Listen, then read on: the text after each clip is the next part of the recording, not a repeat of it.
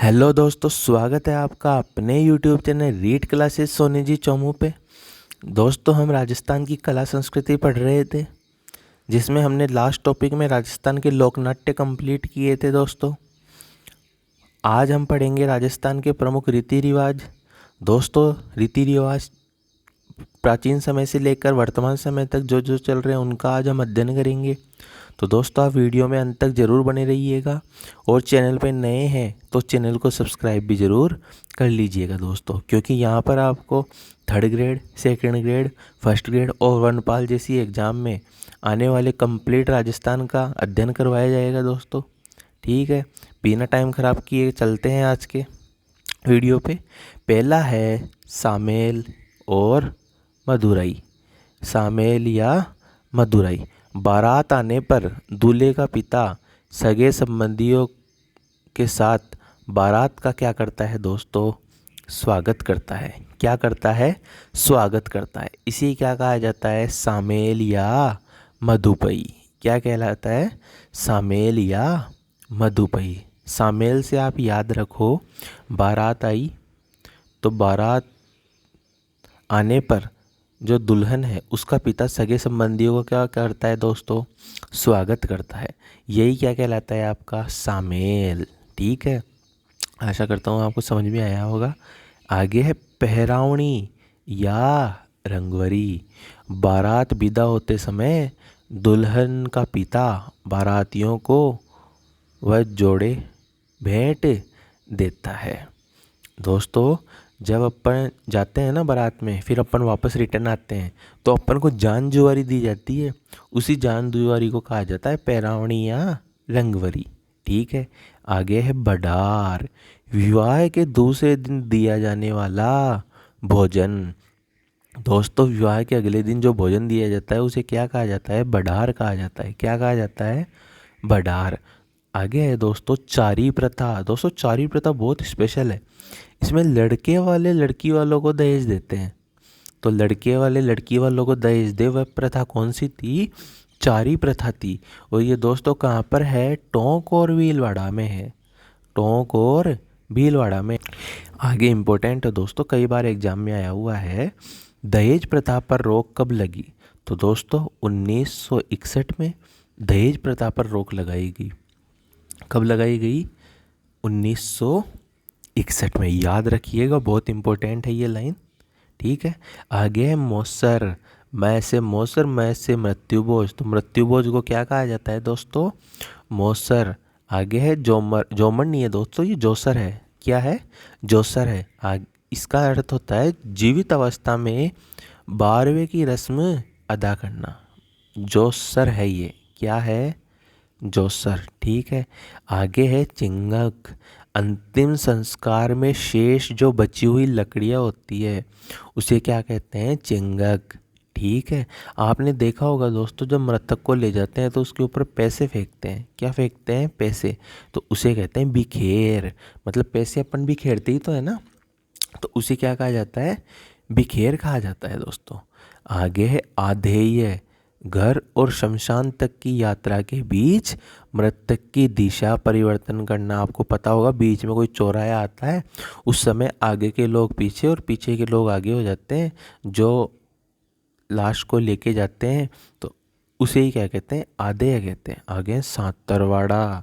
मतलब कोई मर गया, उसके घर जाकर उसको ठंडे से बताना, भाई जो होगो जो होगो, आगे सुइयाँ काई होसी हो तो भगवान की मर्जी है, भगवान का आगे कौन की चाल है। मतलब ऐसे उसको डांडे से बंधवाया जाता है। इसे ही कहते हैं सांत्वना देना या सांतर वाड़ा। आगे दोस्तों ओख। यदि किसी की मृत्यु त्योहार के दिन हो जाए तो तब तक त्योहार नहीं मनाते जब तक उस परिवार में उसी दिन कोई नई संतान पैदा नहीं हो जाए। मतलब ओख या ओखा क्या होता है दोस्तों? कोई अगर व्यक्ति है, वो किसी त्योहार के दिन मर गया तो उसके परिवार वाले उस त्योहार को मनाते ही नहीं है जब तक कि उस त्योहार के दिन उनके कोई संतान पैदा नहीं हो जाए। आगे दोस्तों भद्दर, मतलब कोई मर जाता है, मृत्यु हो जाती है तो परिवारजन क्या देते हैं, बाल बाल देते हैं। वो कैसे लग जाते हैं, टकले टकले लगते हैं ना, भद्दर बोलते हैं उनको, भद्दे आदमी लगते हैं, तो उसे ही बोलते हैं भद्दर। मतलब किसी की मृत्यु होने पर परिवारजनों के द्वारा बाल देना क्या कहलाता है, भद्दर कहलाता है। आगे है दोस्तों केसरिया, राजपूत योद्धा में केसरिया रंग का आना बाना पहनकर अपनी मातृभूमि की रक्षा के लिए वीरगति को प्राप्त हो जाने क्या कहलाता है, केसरिया। दोस्तों आदमी आपने पद्मावती मूवी देखी होगी, देखी है ना, उसमें जो रतन सिंह है वो केसरिया कलर का आना बाना यानी कि कपड़े पहनकर अलाउद्दीन खिलजी के साथ युद्ध करता है और युद्ध करते हुए वीरगति को प्राप्त हो जाता है, तो वही क्या कहलाता है, केसरिया कहलाता है। ठीक है, आगे है दोस्तों जौहर, दोनों टॉपिक समझ लेना। केसरिया करने के बाद राजपूत रानियां जल या अग्नि में कूदकर अपने प्राण त्याग देती है। दोस्तों प्राचीन समय में क्या होता था, जब केसरिया हो जाता था मतलब उनका पति वीरगति को प्राप्त हो जाता था, तो महिलाएं या तो पानी में कूद जाती थी और या आग में कूद जाती थी, और अपने प्राण त्याग देती थी। यही क्या कहलाता था, जौहर कहलाता था। दोस्तों जौहर से संबंधित कुछ फैक्ट है जो एग्जाम में पूछे जाते हैं। पहला है राजस्थान का प्रथम जौहर, तो दोस्तों ये 1301 में हुआ था, और कहाँ हुआ था, रणथंभौर।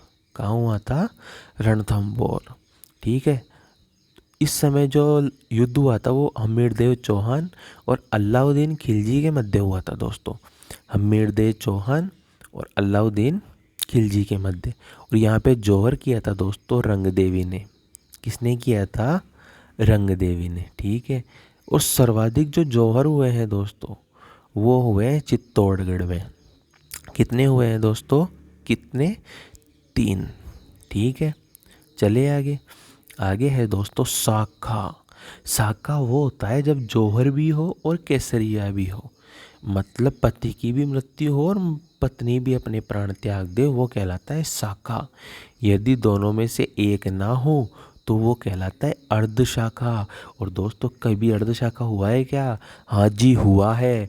कहाँ हुआ है, जैसलमेर के दुर्ग में 2.5 साके हुए हैं, मतलब 2 तो साके एक अर्ध शाखा, तो कितने हो गए, 2.5।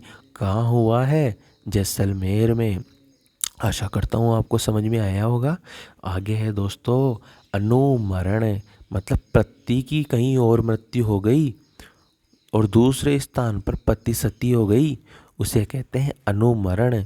और ऐसी महिला क्या कहलाती है, महासती कहलाती है। दोस्तों मान लो कि पति तो मर गया और कहीं, और पत्नी सती होती है और कहीं उसी किसी निशानी के साथ, तो और ऐसी सती कहलाती है महासती। महासती कहलाती है, यही होता है आपका अनुमरण। इम्पोर्टेंट लाइन, इम्पोर्टेंट प्रथा एग्जाम में क्वेश्चन देती है। आगे है सती प्रथा। दोस्तों सती प्रथा सर्वाधिक किस में प्रचलित थी, राजपूतों में प्रचलित थी। किस में थी, राजपूतों में। आगे सर्वप्रथम रोक बूंदी रियासत ने लगाई थी 1822 में, लेकिन दोस्तों ये क्या रही, असफल रही। क्या रही, असफल रही। 1829 में राजा राम मोहन राय के प्रयास से लॉर्ड विलियम बेटिंग ने सती प्रथा पर क्या लगाई दोस्तों, रोक लगाई। कब लगाई, 1829 में। किसने, लॉर्ड विलियम बेटिंग ने। किसके प्रयासों से, राम मोहन राय के। इम्पोर्टेंट है, 1830 में अलवर रियासत ने सती प्रथा पर रोक लगाई। क्वेश्चन आया हुआ है, अलवर रियासत ने सती प्रथा पर रोक कब लगाई दोस्तों, तो 1830 में। प्रथम प्रयास किसने किया था जो असफल रहा, बूंदी ने। कब, 1822 में। आगे है 1987 में देवराला सीकर में माल सिंह की मृत्यु पर रूप कंवर सती हुई थी। उसके बाद सती प्रथा पर पूर्णतया रोक लगाई गई थी। दोस्तों 1987 में हुआ क्या था, माल सिंह की मृत्यु हो गई थी और रूप कंवर सती होना नहीं चाहती थी। गांव वालों ने जबरदस्ती उसे चिता पर बैठा दिया। दोस्तों उस दिन के बाद से सती प्रथा पर रोक लग गई। आगे मोहम्मद तुगलक प्रथम शासक था जिसने भारत में सती प्रथा पर रोक लगाने का आदेश दिया था। भारत के लिए इम्पोर्टेंट क्वेश्चन है दोस्तों। भारत में सती प्रथा पर रोक लगाने के लिए सबसे पहले किसने कहा था? मोहम्मद तुगलक प्रथम शासक था। ठीक है, इम्पोर्टेंट लाइन, बहुत इम्पोर्टेंट। घटियाला शिलालेख के अनुसार गोवक की, गुणक नहीं है ये, गोवक की मृत्यु उसकी रानी संपत देवी की सती होने का प्रमाण मिलता है दोस्तों। किसके? संपत्ति देवी के। आगे है दोस्तों सगाई। आप लड़के के लिए लड़की और लड़की के लिए लड़का खोजते हो ना, वही कहलाता है सगाई। आगे है रीत। विवाह तय होने के पश्चात लड़के वालों द्वारा लड़की को उपहार भेजना। मतलब किसी की सगाई हो गई तो लड़के वाले क्या है, लड़की वालों को क्या भेजते हैं? उपहार। इसे कहते हैं रीत। आगे है दोस्तों सावा। आपने विवाह का शुभ मुहूर्त निकाल दिया, वही कहलाता है आपका सावा। आप नए मकान में जा रहे हो, वो कहलाता है नांगड़। मतलब नए मकान में जाते हैं, नांगड़ करते हैं, लोगों को जिमाते हैं। ठीक है, तो नांगड़ नया गृह प्रवेश। आगे है दोस्तों ओलंदा या ओलंदी। आपने देखा होगा जब शादी होती है दुल्हन के साथ प्रथम बार उसके छोटे भाई या बहन उसके साथ आते हैं, तो वही कहलाते हैं आपका ओलंदा या ओलंदी। दोस्तों अगर आपको वीडियो समझ में आ रहा है, मैटर आपको अच्छा लग रहा है, तो आप हमारे चैनल को ज़रूर सब्सक्राइब कीजिए और अपने दोस्तों के साथ भी वीडियो को ज़्यादा से ज़्यादा लोगों तक शेयर कीजिए दोस्तों। आगे है जामना। बच्चे के जन्म पर मामा या नाना द्वारा मिठाई, आभूषण और वस्त्र भेजना ही क्या कहलाता है दोस्तों? जामना कहलाता है। मतलब आपके कोई बेबी हुआ और आपके बेबी के जो मामा और नाना है वो मिठाई भेजते हैं, वही क्या कहलाता है आपका? जामना कहलाता है। आगे है दोस्तों कोथला। पुत्री के प्रथम जापा होने पर वधू पक्ष द्वारा ससुराल वालों को भेंट देना। और यह सर्वाधिक कहाँ प्रसिद्ध है दोस्तों? जाटों में प्रचलित है। मतलब कोई पुत्री है, उसका प्रथम जापा हो रहा है, तो वधू द्वारा ससुराल वालों को भेंट देना क्या कहलाता है? कोथड़ा। आगे संस्कार। दोस्तों आपको तो पता ही है हमारे हिंदू में कितने संस्कार है? 16 संस्कार है। कितने संस्कार है? 16। उनमें सबसे पहले है गर्भ धारण संस्कार। यह प्रथम संस्कार है। गर्भ धारण करने से पहले देवी देवताओं की पूजा करना। तो पहला कौन सा है? गर्भ धारण। आगे था पुंसवन। गर्भ में स्थित भ्रूण के पुत्र का रूप देने हेतु देवताओं से प्राप्त करना। मतलब बोलते हैं ना भगवान छोरो कर दीजिए, मैं कहता तो नैया पार लाग जासी। तो सबसे पहले तो गर्भ धारण हुआ, फिर उसका पुंसवन संस्कार हुआ है। आगे सीमांतोन्नयन। गर्भधारी महिला को अमंगलकारी शक्तियों से बचाने के लिए सीमांतोन्नयन। दोस्तों ये जो तीनों संस्कार है वो मतलब बच्चे के जन्म से पहले के हैं। आगे है जाताकर्म। बच्चे के जन्म होने पर किया जाने वाला पहला संस्कार है जाताकर्म संस्कार। ठीक है, याद रखना, इम्पोर्टेंट लाइन है, रीट में आई हुई है। कौन सी रीट? 2022 जिसने सबकी हवा निकाल दी। आगे है नामकरण। जन्म के 10वें और 12वें दिन बच्चे का नामकरण किया जाता है और ये नामकरण संस्कार होता है 5वां। कौन सा? 5वां। ठीक है। आगे है निष्क्रमण। बच्चे के 4 महीना होने पर सूर्य और चंद्रमा का दर्शन। निष्क्रमण तो आप ऐसे याद रख लो, बाहर निकालना। और बाहर कब? 4 से 5 महीने में। सूर्य भी दिखाते हैं, चंद्रमा भी दिखाते हैं, ऐसे मान लो। तो आपका छठा संस्कार हो गया, कौन सा हो गया? निष्क्रमण। आगे अन्न प्रसायन। बच्चे के 6 महीने होने पर पहली बार उसे अन्न खिलाया जाता है, तो यही होता है आपका अन्न प्रसायन। कौन सा? अन्न प्रसायन। आगे है जड़ूला, जूड़ाकर्म, मुंडन। बच्चे के 1 या 3 साल का होने पर पहली बार बाल कटवाते हैं, उसे कहते हैं जड़ूला। ठीक है। आगे कर्ण देना। बच्चे जब 3 से 5 साल का होता है तो पहली बार कानों में छिद्र कराते हैं, मतलब बाली वाली पहनते हैं, वो होता है कर्ण देना। आगे विद्या आरंभ। बच्चे गुरु के समक्ष बैठकर अक्षर ज्ञान करवाना ही क्या कहलाता है? विद्या आरंभ। और विद्या आरंभ कब? 10वां संस्कार। ठीक है, आगे है उपनयन या यज्ञोपवीत संस्कार।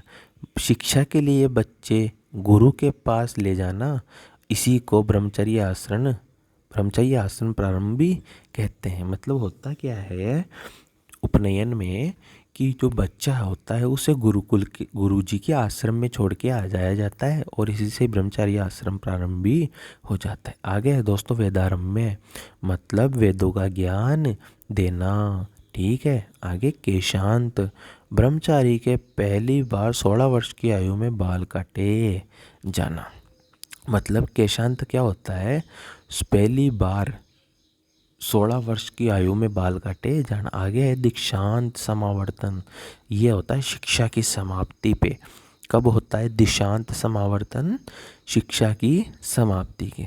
दोस्तों आगे सब जानते हैं विवाह है। विवाह होने पर 15वां संस्कार कौन सा है, विवाह है। अंतिम संस्कार है अंत्येष्टि यानी अंतिम संस्कार। ठीक है, इसी प्रकार आपके 16 संस्कार कंप्लीट हो गए हैं। आपको पहला और चौथा तो याद रखना ही है दोस्तों। जन्म से पहले 3 संस्कार होते हैं, बाकी जो 13 संस्कार होते हैं वो जन्म के बाद होते हैं। आगे है दोस्तों टान्ना करना, आत्महत्या करने के लिए अपने शरीर पर घाव करना। मतलब कोई लड़की या कोई इंसान मरना चाहता है और वह मरने के लिए अपने शरीर पर घाव करता है तो उसे कहते हैं टान्ना करना। आगे है संतारा प्रथा, कौन से समाज में, जैन समाज में। जब जीने की इच्छा खत्म हो जाती है तो अन्न जल त्याग कर प्राण त्याग देना। क्या है, अन्न जल त्याग कर प्राण त्याग देना। किस समाज में, जैन समाज में। इसे क्या कहते हैं, संतारा प्रथा। ठीक है, आगे मामाश, वधू अपनी सास को जो उपहार देती है उसे कहते हैं मामाश। दोस्तों जेवनवार यानी जेम्बो, विवाह के अवसर पर दिया जाने वाला भोजन। यह वधू के घर बारात को देते हैं। मतलब वधू के घर जब बारात आती है तो उसे क्या दिया जाता है, जीमण, उसे कहते हैं जेवनवार। दोस्तों पहले 4 प्रकार के जेवनवार चलते थे, मतलब 4 बार जिमाया जाता था। पहला था कंवारी कन्याओं का जीमण, फेरों के पहले कंवारी कन्याओं को जिमाया जाता है। बाद में था परली जान का जीमण, फेरों के बाद जीमण, मतलब एक तो फेरों से पहले एक फेरों के बाद। आगे था बड़ी जान का जीमन, जो शाम को जिमाया जाता था दोस्तों, उसे बोलते हैं बड़ी जान का जीमण। आगे था मुकलाती जान का जीमण, इसमें केवल घर के सदस्यों व घनिष्ठ मित्र ही जिमते थे। मतलब घर का आदमी जिमला रहा भाया। और ये चौथा मुकलाती जान का जीमण होता था। आगे था दोस्तों बांसी मुजरा, विवाह के अगले दिन वर का वधू के घर भोजन करना। ऐसे मान लो जब वधू पहली बार अपने ससुराल जाती है, ठीक है, उसके बाद में जब विवाह के अगले दिन वर और वधू वापस अपने घर आते हैं तो भोजन करना ही क्या कहलाता है, बांसी मुजरा। इसे पेराकांग भी कहा जाता है। ठीक है, आगे है मुकलावी या गोना, अवयस्क कन्या के वयस्क होने पर ससुराल भेजना। ये सर्वाधिक मुसलमानों में प्रचलित है दोस्तों। बचपन में शादी हो जाना और आयु पूरी होने पर, मतलब जवान होने पर उनको वापस अपने ससुराल भेजना। दोस्तों डाकण प्रथा इम्पोर्टेंट है, आदिवासियों में प्रचलित थी। 1853 ईस्वी में उदयपुर के शासक यानी मेवाड़ के शासक स्वरूप सिंह ने डाकन प्रथा पर रोक लगाई थी दोस्तों। ठीक है, आगे थी बेगार प्रथा। बेगार प्रथा मुफ्त में सेवाएं लेना। राजपूत और ब्राह्मण बेगार देते नहीं थे। मतलब राजा महाराजा किसी व्यक्ति को रखते थे और उसको वापस पैसे नहीं देते थे, मुफ्त में सेवाएं लेते थे, वही प्रथा थी बेगार प्रथा। इम्पोर्टेंट लाइन है दोस्तों समाधि प्रथा। समाधि प्रथा पर रोक 1844 ईस्वी में जयपुर में राम सिंह के द्वारा लगाई गई थी दोस्तों। तो 1844 ईस्वी में सबसे पहले जयपुर ने रोक लगाई थी और जयपुर के शासक कौन सा था, राम सिंह था। राम सिंह के समय पॉलिटिकल एजेंट लुड़लो के प्रयासों से लगाई थी दोस्तों। ठीक है, इम्पोर्टेंट क्या था इसमें, किसने रोक लगाई, राम सिंह ने। राम सिंह कहाँ का शासक था, जयपुर का। कब लगाई, 1844 में। और किसके प्रयास से, लुडलो के प्रयास से। आगे है सागड़ी, जिसे बंधुआ मजदूरी या हाली प्रथा भी कहते हैं। इस पे दहेज प्रथा पर जब रोक लगी तभी लगी, मतलब 1961 में। ठीक है दोस्तों। आगे है कन्यावल, लड़की का विवाह होने पर माता पिता तथा बड़े बड़े भाई बहन व्रत रखते थे और फेरों के बाद लड़की का चेहरा देखकर ही भोजन करते थे। इसे ही कहते हैं कन्यावल, मतलब कन्या के माता पिता और भाइयों भाइयों के द्वारा फेरा होने पर ही भोजन करना क्या कहलाता है? कन्यावल। आगे है दोस्तों इकताई, विवाह के अवसर पर जो दर्जी होता है वह दूल्हा दुल्हन और परिवारजनों का नाप लेता है, उसे ही कहते हैं इकताई। क्या कहते हैं? इकताई। आगे है बड़ी पड़ला, बड़ी पड़ला, विवाह के अवसर पर वर के घर से वधु के घर आभूषण, सूखे मेवे और मिठाई भेजना। अरे बाणच भेजबो काई कहलाओ छे? बड़ी पड़लो कहलाओ छे, याद रखजो। आगे है डावरिया, राजा महाराजा अपनी पुत्रियों के साथ कुछ कुंवारी कन्याएं दहेज में देते थे। वही प्रथा कौन सी थी? डावरिया। मतलब आग लेके तो मौज हो जाती थी भाई, एक तो पत्नी 5-7 उपपत्नी आ जाती थी। ठीक है, याद करवा रहा हूँ, ध्यान रखना। आगे था वो थड़ाओ, किसान अपने जागीरदार या उसके प्रतिनिधि को खेत खलिहान में बिठाकर भोजन करवाता था। उसे ही क्या बोलते हैं? ओथड़ो। मतलब खेत में बैठ कांदो फोड़ रोटी खाबो ही काई के लाओ छे? ओथड़ो। आगे है औरतों व लड़के लड़कियों का क्रय विक्रय। सर्वप्रथम 1831 में कोटा रियासत ने रोक लगाई, लेकिन असफल रही। ठीक है, पूछा जा सकता है असफल रही रोक तो किसने लगाई थी? कोटा रियासत ने। कब? 1831। 1847 में जयपुर रियासत ने रोक लगाई। ठीक है, जयपुर रियासत ने कब? 1847 में। औरतों का क्रय विक्रय दाय बनाने के लिए किया जाता था, मतलब लड़कियों को खरीदते थे। क्यों? दाय बनाने के लिए। सामान्य दाय गुर्जर जाति की होती थी, गुर्जरों की नहीं मिलने पर यादव समाज की भी ली जाते थे। मतलब ज़्यादा से ज़्यादा गुर्जर जो समाज है उसकी जाति के लिए जाते थे, अगर वो नहीं मिलते तो यादव समाज के लिए जाते थे। लड़के लड़कियों का क्रय विक्रय दास और दासी बनाने के लिए करते थे। और उस समय कौन सा कर वसूलते थे दोस्तों? चौथान कर। कौन सा? चौथान कर। इम्पोर्टेंट है, ध्यान रखना। चौथान कर पूछा जा सकता है लड़के लड़कियों के क्रय विक्रय के समय। दास और दासी को गोला या गोली भी कहते हैं दोस्तों जो लड़कियों का क्रय विक्रय करते थे उन्हें गोला गोली कहते हैं। क्या कहते हैं? गोला गोली। आगे है दोस्तों बाल विवाह, जो भीलवाड़ा में सबसे ज़्यादा होता है ना, वही। राजस्थान में बाल विवाह सर्वाधिक आखा तीज के अवसर पर होते हैं। सर्वप्रथम इसका उल्लेख हर्षवर्धन के काल में मिलता है। बाण भट्ट के हर्ष चरित्र में भी बाल विवाह की जानकारी मिलती है। तीनों लाइन इंपॉर्टेंट है। बाल विवाह सर्वाधिक कब? आखा तीज के अवसर पर। किस काल में मिलता है? हर्षवर्धन के काल में। और किसके चरित्र में? हर्ष चरित्र में। किसकी जानकारी मिलती है? बाल विवाह की। सर्वप्रथम अकबर ने रोक लगाई और लड़के की आयु 16 वर्ष और लड़की की आयु कितनी की? 14 वर्ष की थी दोस्तों। इम्पोर्टेंट लाइन तो ये है, 1829 में अजमेर में हरिविलास शारदा ने बाल विवाह के संबंध में शारदा एक्ट बनाया। कई बार एग्जाम में आया हुआ क्वेश्चन है, शारदा एक्ट का संबंध किससे है? तो दोस्तों बाल विवाह है। इसके तहत लड़के की आयु 18 वर्ष और लड़की की आयु 14 वर्ष रखी गई दोस्तों। आगे इम्पोर्टेंट है, 1 अप्रैल 1930 को लॉर्ड इरविन ने शारदा एक्ट को संपूर्ण भारत में लागू कर दिया। 1 अप्रैल 1930 में शारदा एक्ट संपूर्ण भारत में लागू हो गया। और सर्वाधिक बाल विवाह होते कहाँ पे हैं दोस्तों? भीलवाड़ा में। कहाँ होते हैं? भीलवाड़ा में। आगे है मगरियो, कस्बे या गांव का मेला। मतलब अपने गांव में या कस्बे में जो मेला लगता है उसे कहते हैं मगरियो।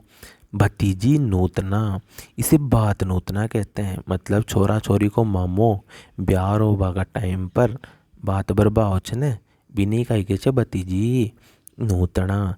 आगे है दोस्तों त्याग प्रथा। और त्याग प्रथा पर रोक कब लगी थी? 1841 में। किस में प्रचलित थी ये?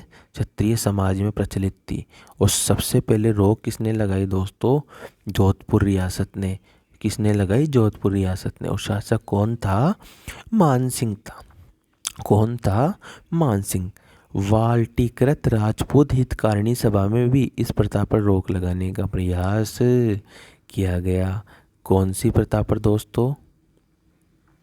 त्याग प्रथा पर। रोक कब लगी? 1841 में। कौन सी रियासत? जोधपुर रियासत। शासक मान सिंह। आगे है बाल विवाह, विधवा विवाह। 1856 में ईश्वर सिंह विद्यासागर के प्रयासों से लॉर्ड डलहौजी ने विधवा विवाह के संबंध में नियम बनाए। ठीक है। चांदकरण शारदा ने विधवा विवाह नामक पुस्तक लिखी। इंपॉर्टेंट है, विधवा विवाह नामक पुस्तक किसने लिखी? चांदकरण शारदा ने। जयपुर के शासक सवाई जयसिंह ने, जाम्बोजी ने, स्वामी दयानंद सरस्वती ने विधवा विवाह को बढ़ावा दिया। इंपॉर्टेंट भी है दोस्तों, अगर कोई लड़की विधवा हो जाती है तो उसकी ज़रूर शादी कर देनी चाहिए। अकेले वो जीवन कैसे जिएगी? आगे था पाणी ग्रहण। वर और वधू के मामा मेहंदी हाथ में रखकर हाथ जुड़वाता है, जिसे पाणी ग्रहण या हथमेला कहते हैं। मतलब मामू आयो, छोरा छोरी का हाथ जुड़ायो, बिना इकाई के चे पाणी ग्रहण। आगे है दास प्रथा। जहाँ पर दासों को रखा जाता था वो स्थान राजलोक कहलाता था। क्या कहलाता था? राजलोक कहलाता था। राजा यदि किसी दासी को उपपत्नी के रूप में स्वीकार कर लेता था तो उसे पासवन, खवासन या पदायत रानी कहलाता, या तो पासवन रानी या खवासन रानी या पादायत रानी कहलाती थी दोस्तों। आगे सर्वप्रथम दास प्रथा के बारे में जानकारी चाणक्य के अर्थशास्त्र से मिलती है। बहुत इंपॉर्टेंट है, दास प्रथा के बारे में जानकारी कहाँ से मिलती है? चाणक्य के अर्थशास्त्र से। आगे है चाणक्य को कौटिल्य और विष्णुगुप्त भी कहते हैं। मतलब चाणक्य के उपनाम क्या है? कौटिल्य और विष्णुगुप्त। इंपॉर्टेंट है, सर्वप्रथम दास प्रथा पर रोक अकबर ने लगाई। और कब लगाई? 1562 में लगाई थी दोस्तों। कब लगाई थी? 1562 में। 1832 में लॉर्ड विलियम बेटिंग ने दास प्रथा पर रोक लगाई थी। अकबर ने तो 1562 में और लॉर्ड विलियम बेटिंग ने 1832 में। 1832 में राजस्थान में सर्वप्रथम कोटा और बूंदी रियासत में भी रोक लगाई गई। इंपॉर्टेंट है, सबसे पहले रोक कहाँ? कोटा, फिर बूंदी में। कब? 1832 में। ठीक है। आगे है जो अपने बिना बुलाए मेहमान होते हैं उसे कहते हैं लडांक। बापकड़ी का लडांक का बोला है ना, तो वही बिना बुलाए मेहमान क्या होते हैं दोस्तों? लडांक होते हैं। आगे है कन्या वध। सर्वाधिक राजपूतों में प्रचलित था दोस्तों, गर्भ में ही कन्या का वध कर दिया जाता था। 1829 में लॉर्ड विलियम बेटिंग ने रोक लगाई थी इस पे, हाड़ौती में वेली कियन के प्रयासों से। और 1833 में कोटा में, 1834 में बूंदी में रोक लगी थी। इम्पोर्टेंट लाइन क्या है? सबसे पहले कोटा में लगी थी, ठीक है, 1833 में, और फिर बूंदी में लगी थी।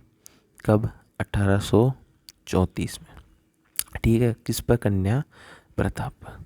आगे है प्रीवी पर्स। राजाओं को भारत में रियासत विलय करने के बदले दी गई राशि या पेंशन ही क्या कहलाती है? पीवी वर्ष। 26वें संविधान संशोधन द्वारा इंदिरा गांधी ने 1975 में इसे समाप्त कर दिया दोस्तों। मतलब पीवी वर्ष को समाप्त किसने किया? इंदिरा गांधी ने। कब किया? 1975 में। कौन सा संविधान संशोधन? 26वां। इंपॉर्टेंट है, ध्यान रखना। ठीक है दोस्तों, आशा करता हूँ वीडियो आपको समझ में आया होगा। रीति रिवाज कंप्लीट हो चुके हैं अपने। यहाँ से आने वाला क्वेश्चन आपका गलत नहीं होगा। कंप्लीट रीति रिवाज मैंने आपको करवाए हैं दोस्तों। अगर आप चैनल पे नए हैं तो चैनल को सब्सक्राइब जरूर कर लीजिएगा और कमेंट सेक्शन में ज़रूर बताइएगा कि आपको वीडियो कैसा लगा दोस्तों। तब तक के लिए जय हिंद, जय भारत। आपका मणि रीड क्लासेस सोनी जी चौमू।